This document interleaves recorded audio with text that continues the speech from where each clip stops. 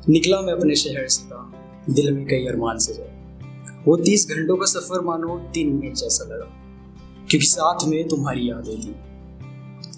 जब पहुंचा तुम्हारे शहर तो चांद मुस्कुरा रहा था, आंखें मीची तो पता चला सामने पीले कुर्ते में तुम खड़ी थी।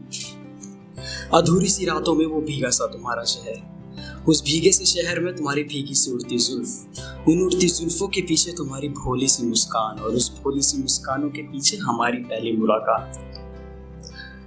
तुम्हें पहली बार देखा तो तुम सच में मुझे मेरे ख्यालों से लगी। जब खुद पास आकर तुम मेरे गले जो लगी, लगा नहीं था कि सफर इतना खूबसूरत होगा, पर यकीन मानो जब तुम्हारे शहर की दहलीजों पर अपनी कदम रखे तो उस मंजर से ज्यादा खूबसूरत कुछ नहीं लगा।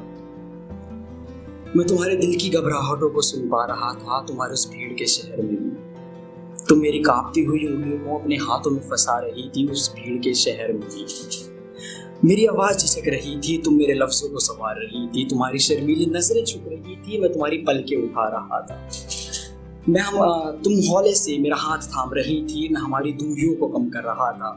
तुम मासूमियत से मुस्कुरा रही थी, मैं तो सिर्फ और सिर्फ तुम्हारी खूबसूरती पर पिघल रहा था। तुम्हारे साथ देखकर ये वक्त भी हमसे चलने लगा, और वो कश बकश बड़ी तेजी से चलने लगा। दरअसल होता ही ऐसा है, जिससे इश्क करो उसके साथ वक्त का पता नहीं चलता, और जिससे वक्त का पता चले उसके साथ वो इश्क भी फिर कुछ वक्त तक के लिए ही साथ रहता है।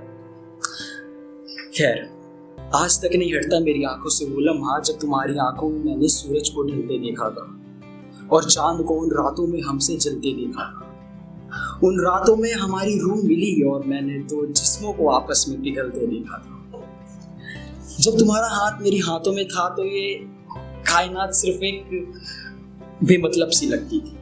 तुम्हारे होठों को चूमना मुझे सिर्फ एक फितरत सी लगती थी, क्योंकि तुम खुद मुझे मेरे ख्यालों सी लगती थी।